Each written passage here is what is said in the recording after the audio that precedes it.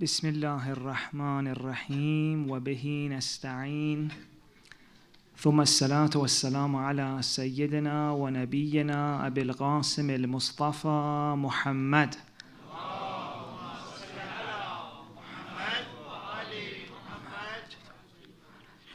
وعلى آله الطيبين الطاهرين. Assalamu alaikum everyone.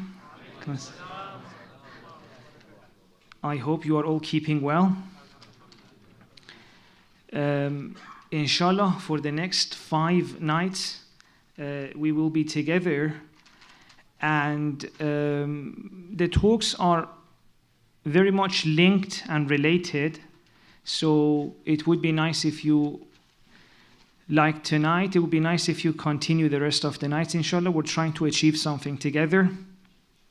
Initially, when they told me I only have half an hour, I was like, half an hour, it's not enough. But then they told me it's before iftar. I was like, it's more than enough. And I don't know what they have against me. Till last night, all the lectures were after iftar. As soon as it's my turn, they're like, no, you have to give it hungry.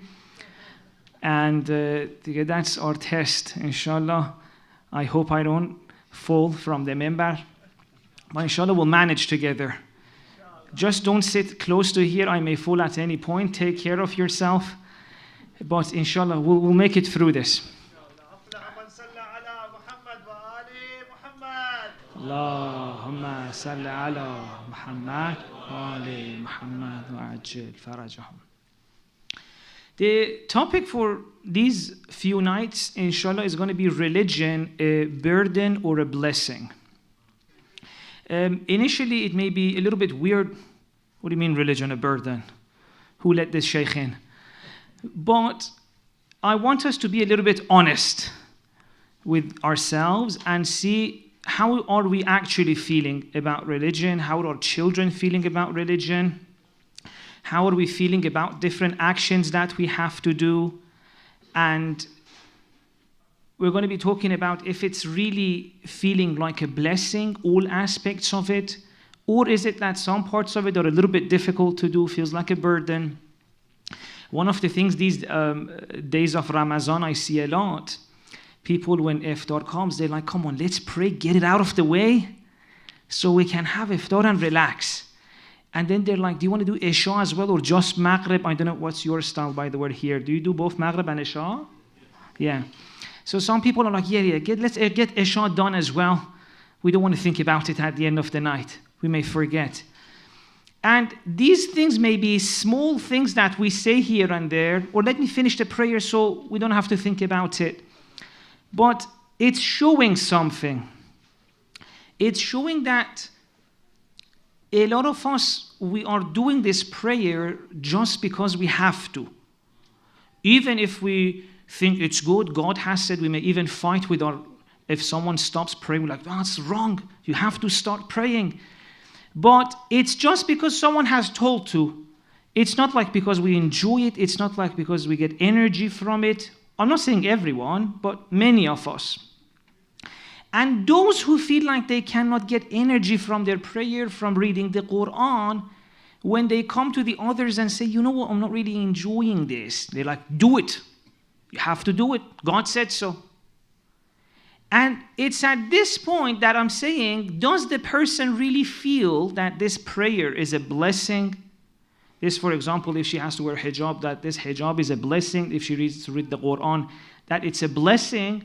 Or would she feel like, oh, this is a burden? God has told us we have to do it. Right? And I've even been told by some people, I wish God hadn't said this. Oh, I wish God hadn't made it wajib so we wouldn't have to. And there is an understanding there which means that, okay, so no one has explained to you how this could be useful. Right? I'm not judging the person that's saying this. No, it just means that this person was never shown how prayer, instead of a burden that you have to do, could be a blessing. And I want to say all aspects of religion are a blessing. And as long as we haven't managed to feel it's a blessing, to feel it's for our own sake, to feel it's making our life better, we haven't got to the bottom of it. We are still at the low levels of religion, where, for example, primary school, secondary school, there's still so much room for us to grow. And there's nothing wrong about this, by the way. Life is a journey. We are here, and there's so much for us to learn.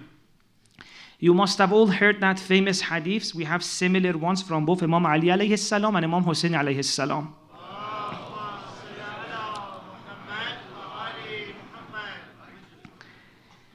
Imam Hussein alayhi salam says, and I spoke about it, I think, last time as well.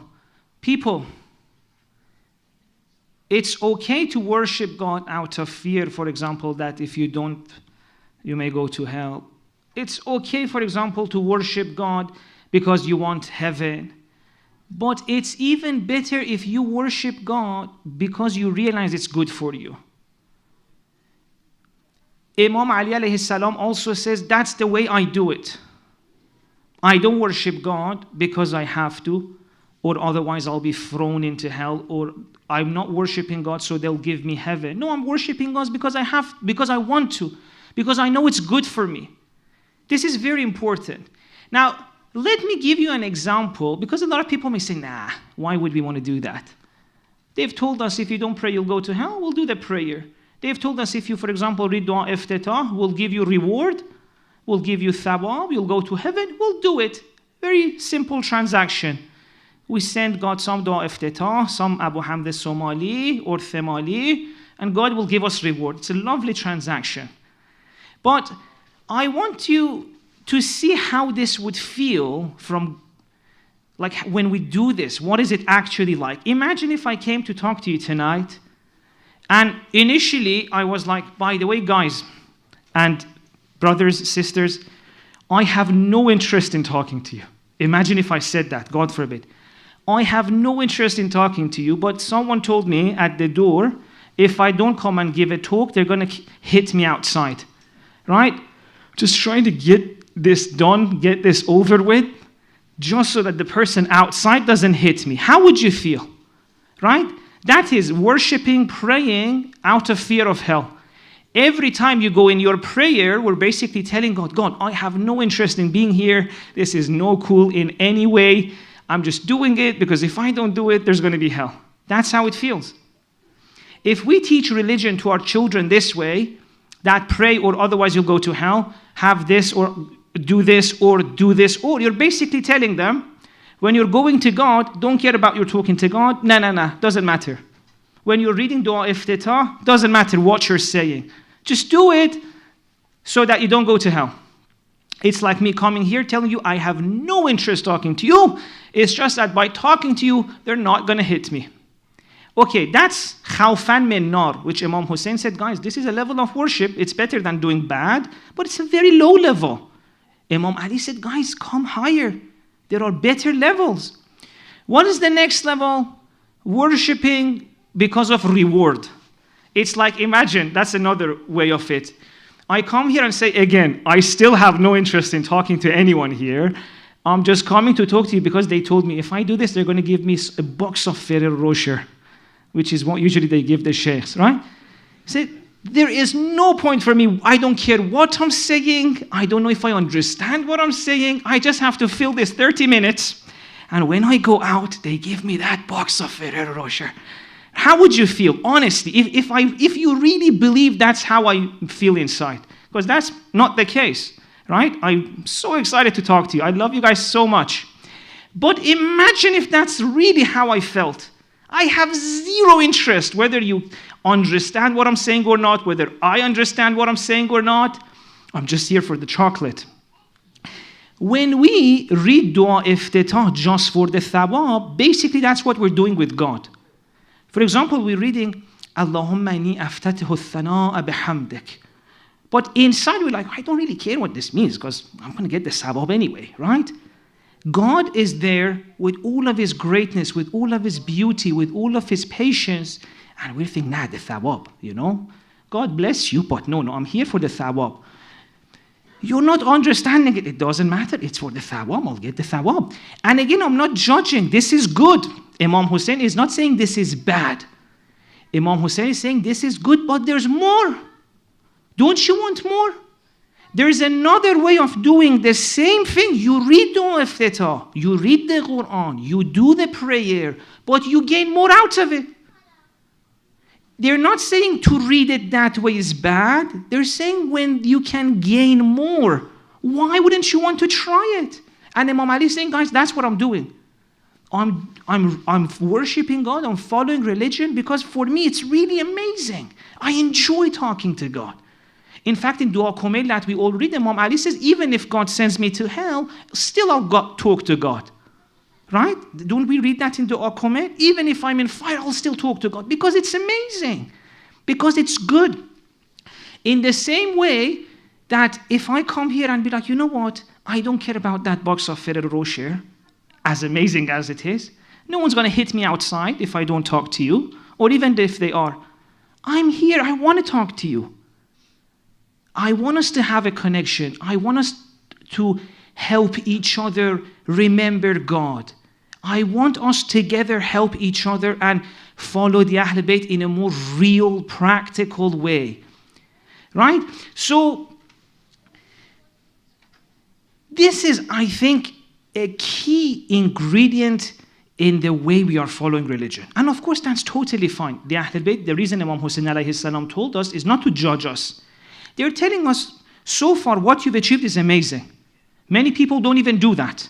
Many people don't even read Dua Iftitah. Many people don't even read the Quran. But you're doing it, well done. Let's take you to the next level. The Ahl Bayt want to take us to the next level. They want us to benefit more. Why? Tonight we'll discuss one reason why. Tomorrow we'll discuss another reason why. Today we're going to go to Quran, inshallah. Tomorrow we'll go to the Ahadith. Tonight we're going to look through Surah Ibrahim, inshallah, to see why this is a good thing. Tomorrow, inshallah, we'll go to Usul al-Kafi, one of our famous books of hadith. Please recite salawat.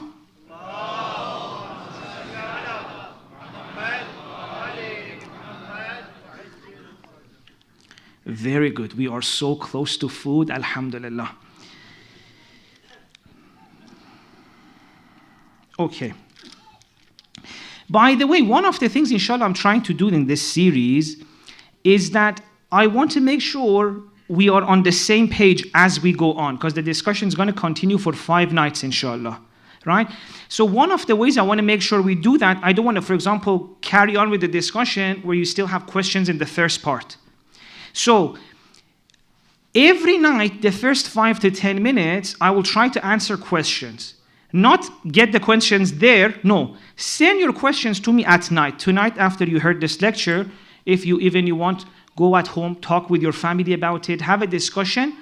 If you feel like everything makes sense, you're ready to go to the next step, perfect. But if you feel like there's something there that doesn't make sense, you want to question, message me. The easiest way to reach me would be on Instagram. Send your question. I may not be able to reply there, but I'll go through all the questions, and in tomorrow's lecture, we'll address them. Because it's so important for us to go step by step together. So make sure you send your questions to me if you have any questions, okay? I may not reply on Instagram, but I will reply here so that everyone can benefit, inshallah. Okay, let's go to Quran. This surah is it's gonna be very beautiful. And again, by the way, see, there are 2 ways of reading the Quran. You know the introduction I gave? That we can either do something for thawab or to enjoy, to benefit. This Surah Ibrahim, many of you, inshallah, will recite it when the day reaches, the juz. But you may not find its sweetness unless you spend some time with it. I'm hoping today, reflecting a few of its verses, I can show you how much religion can be sweet. Religion can be beautiful. Religion can change our life. One of the things, by the way, inshallah, we need to do, anyone who looks at a religious community, they should see they're different to anyone else. They should be happy. They should see we're happy. They should see our relationships are good. They should see we're a different group altogether. We're not there yet. Our divorce rates are not different. Our anxieties are not that different. We're not there yet, but we can. We have all the basics. But We don't need to be like this. I'm telling you, we can be so much better. It's great where we are, but even if there's one day left from our life, let's try and go to the next level. Because the Imam says, mu'min is so full of energy. Mu'min can live in a way that's full of energy. Even when life gets scary, mu'min is like a mountain. That's kind of life is possible for all of us. Let's go to Surah Ibrahim, verse 24. أَلَمْ تَرَ كَيْفَ ضَرَبَ اللَّهُ مَثَلًا كَلِمَةً طَيِّبَةً كَشَجَرَةٍ طَيِّبَةٍ أَصْلُهَا ثَابِتٌ وَفَرْعُهَا فِي السَّمَاءِ. Please pay attention to this verse. You may have heard it, you may have read it many times, but we're trying to go deep. We're trying to see what God is saying. We're not going to this verse and say, oh God, we read it, give us the thawab, we don't care what it says. No. Today we're going to say, God, for 1 second we'll put the thawab aside. Let's see what are you actually saying. Why did you put this verse there? أَلَمْ تَرَ كَيْفَ ضَرَبَ اللَّهُ مَثَلًا كَلِمَةً طَيِّبَةً كَشَجَرَةٍ طَيِّبَةٍ. In this verse of the Quran, we are reading that, see, God is saying the good word. Word here means a kind of belief. In the rewayat, we have that, it says the right belief. كَشَجَرَةٍ طَيِّبَةٍ is like a tree, a like very lovely tree. Okay? So, what should belief be like? Yani Quran is teaching us. You want to know if the belief you have inside is up to Quranic standard or not? God is saying this is how to see. كَلِمَةً طَيِّبَةً كَشَجَرَةٍ طَيِّبَةٍ. The right belief is like a beautiful tree. أَصْلُهَا ثَابِتٌ. It has a very firm root. وَفَرْعُهَا فِي السَّمَاءِ. It's got a very firm root. It's grounded. And its branches reaches in the sky. So it's very tall and it's got branches that reach up very high. Okay. What else does it tell us? تُؤْتِي أُكُلَهَا كُلَّ حِينٍ بِإِذْنِ رَبِّهَا. And every season, at all times, it gives its fruits. It's not like a tree that sometimes gives fruits and sometimes it doesn't. Maybe one season it does, another season, or for example, another year it says, nah, I don't feel like it. No. They say proper belief is like a tree that, first of all, very grounded, is not shaken. If a wind comes, it doesn't shake. In fact, they say for trees, certain amount of wind is good. They have to be in a little bit of struggle. So it's very grounded, it doesn't shake, and it always gives fruits. Always. When you look at the Ahlul Bayt's ahadith, you see, what do they mean? Okay, my belief should be like a tree. They explain it for us. They say, do you want to know if the way you understand religion is the way we Ahlul Bayt see religion? Do you want to know if it's the same as us or not? This is how it should be. Your belief should have two qualities. First of all, it should be very strong. Nothing shakes it. Okay? It's a journey, huh? We're not judging ourselves. We're starting, we'll get there. No judgment. Don't feel like, oh, I don't have it, or no. Because as soon as you feel that way, you'll get defensive, you'll block the message. There is no problem if we don't have it like that yet. But the first thing they say, it's very grounded, it's very strong. And the second thing, which is what I want to talk to you about, it gives fruits in every season. In every area of your life, your belief should show its fruits. And the good thing is they even explain for us, what are these fruits? They say, see, if the real iman is in our heart, if the real religion is in our heart, you can look at your life and see the fruits will come. What is its fruits? They say in every situation is different. If you're going through a difficult time, the fruit of your faith should be the peace in your heart. If you're going through a scary time, the fruit of your faith is the courage in your heart. If you're going through a time where you are feeling lonely, the fruit of your faith is feeling the presence of God, the love of God, so you don't feel lonely. Peace, the love of God, the presence of God, courage, a sense of meaning, great relationships. These are all fruits of the right belief. And with this, we cannot fake it with each other. With the belief in our mind, we can fake it. We can trick ourselves into thinking we got there. Like I can say, yes, I believe in one God, I believe in the Ahlul Bayt, I believe in Ma'ad, I believe in all of that. Allama Tabatabai says, see, according to this verse, if a belief is in your mind, it's not that beneficial. It's still good. It's better than not being there. But the belief in your mind doesn't give fruits. You believe God is there, but in your difficulties, do you feel peace? Do your children that you force them to pray and read the Quran, do your children feel peace? Do you want them to give the same belief that we had to them that was only in our mind? Or do we want to follow the Quran and Ahlul Bayt? Do we want to give our children a faith that's only in their head, or a faith that Quran says is like a tree in their heart that gives fruits? Honestly, at this point, wallah, I'm not here to judge us. We're all the same. Ahlul Bayt Quran has come because they know where we are and they want to help us. They want us to live better lives. The way we are doing it right now is very beautiful, but these are early lessons, early classes. They say, guys, come higher. Ahlul Bayt, the Quran, God, the Prophet, they want us to have a kind of faith that shows itself in our life. If our children are suffering right now, if we feel lonely, if our relationships are not working, if we don't feel the presence of God in our heart, in our life, if it's difficult, it means the tree is still not strong. Because all of those are the fruits of a tree. And at that stage, there's really no point tricking ourselves. The sooner we accept where we are, the sooner we can start growing. There's no shame in where we are. It's amazing, it's beautiful. We believe in God, at least in our mind. We believe in the Ahlul Bayt. But now I'm saying, let's take it to the next level. Let's find this faith in our heart. My time is running out. I'll just give an example. Please recite the salawat.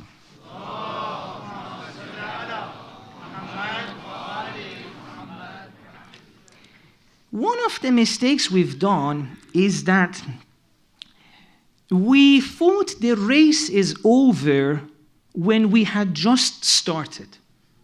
What do I mean by that? See, I had written, by the way, so many notes to explain this, but we don't have time. We'll move on. But very quickly, prophets came to this world to tell people, guys, there's another way of looking at the world. They said, you look at the world, you don't see God. You look at the world, you see suffering, you don't see the point behind it. You look at the world, you see the pain, you don't see the love behind the pain. Right? And everyone was like, yeah, that's how we see it. Then prophets came and said, there's another way of looking at the world. In the other way of looking at the world, you see God everywhere. In the other way of looking at the world, if there is a pain, you see the love behind it. If there's a difficult time, you see the reasoning behind it. You always feel support. Now, a lot of people, when they heard this from the prophet, what did they do? They killed the prophets. We know so many prophets who were killed, right? There are people who are like, nah, what are you on about? There is no God. They killed the prophets. As simple as that. Now some of us, we were like, nah, this prophet seems to have a point. It makes sense. But the mistake we made is we thought just because we like what they say, we are like them. No. We still, see, as soon as you accept the prophet is right, doesn't mean then from tomorrow you look at the world like them. No, their journey is still going on. If we say at this point, by just repeating what the prophet or the Ahlul Bayt said, we have finished the journey, we're going to suffer. Please pay attention to me. We have 5 minutes left. Recite salawat, please.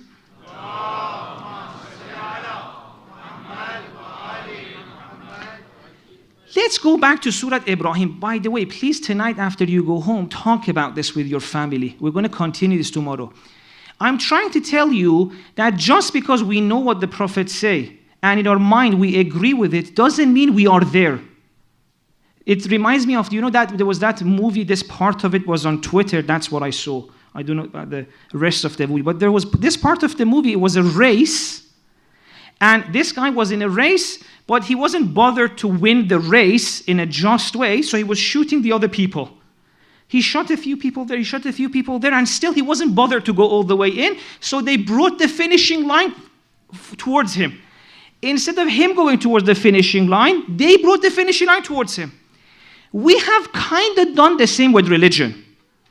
The Prophet came and said the finishing line is this. The finishing line of the race is this. Ashhadu an la ilaha illallah. None of us were there. Because you know what ashhadu means? Ashhadu means I witness. Like a witness in the court who has seen, and now he's saying, I saw that, now I'm witnessing that there is no God but God. And when you say that, you know what it means? Ilah has a lot of meaning. One of the meanings of Ilah is like a cave. Imagine a rainy day on a mountain, snowing, raining, you go inside the cave, you feel safety. Ashhadu an la ilaha illallah means I witness on this earth there is nowhere to get safety other than with God. Believe me, 99% of us were not there. We get safety in our friendships. Not that friendships are not from God, but we don't see God in our friendships. We don't see, when a lot of us, we get our peace from watching series. Again, I'm not saying watching series is bad, but we don't see God when we're watching series. We don't see God's hand behind it. So in all of these actions, we're saying, no, ashhadu anna, there are so many other ilahs. That's what we're saying. So the race is over not when you say ashhadu an la ilaha illallah, but when you see it, that I looked around and there was no safety other than with God. Which is what Imam Ali says as well. There was nothing I saw here other than I saw God with it. But if we say now, just because I say it, the race is over, it means you're not going to go on a journey. You're never going to get there. Look at this. We'll finish with this verse. We're not the first people to do this, by the way. At least we didn't kill our prophet, so that's good. In Surah Ibrahim, this group, it's very interesting. They tell their prophets, you're telling us God is everywhere. There is a God. Everything is for a good purpose. There's love behind everything. But what do they say? They say, وَإِنَّا لَفِي شَكٍّ. We are in doubt. مِمَّا تَدْعُونَنَا إِلَيْهِ مُرِيبٍ. We are in doubt of what you're calling us towards. And now look at this next verse. What do the prophets say? قَالَتْ رُسُلُهُمْ أَفِي اللَّهِ شَكٌّ. Is there even any doubt in God? Well, yeah, because just recently, in the previous verse, they said we're in doubt from God. How do you understand this? In the previous verse, the people tell their prophets, إِنَّا لَفِي شَكٍّ. We are in doubt. And then the prophets say, أَفِي اللَّهِ شَكٌّ. How do you understand this? Is there any doubt in God? The way to understand it is this. There are two ways of being in this world. The prophets, when they look at the world, they see God everywhere. Imam Ali alayhi salam, when he looks at the world, he sees God everywhere. We are not there yet. When we look around, we are like the people who said, إِنَّا لَفِي شَكٍّ. We are in doubt. We can't see God. Where have you seen God? Do you see God's hand behind your life? So if we're not there yet, it means we still have a journey. Let's get there. The way the prophets looked at the world is different to the way we see the world. The way the Ahlul Bayt look at the world, Imam Hussein says, عَمِيَتْ عَيْنٌ لَا تَرَاكَ. The eyes that do not see you is blind. That's us. And inshallah we'll get there. There's no judgment. Okay? So we have to finish now. And let's pray, inshallah, that by the grace of God, the mercy of God, and because of the love we have for the Ahlul Bayt, for this religion, for Prophet, may God, inshallah, enable us to see more, to feel more, to experience more. And believe me, your life can change. Your life can change once you treat religion like this. And inshallah, we'll see how much of that we can show you in the next 4 nights. And don't forget to send your questions on Instagram. I'll address them tomorrow. Let's end with the salawat.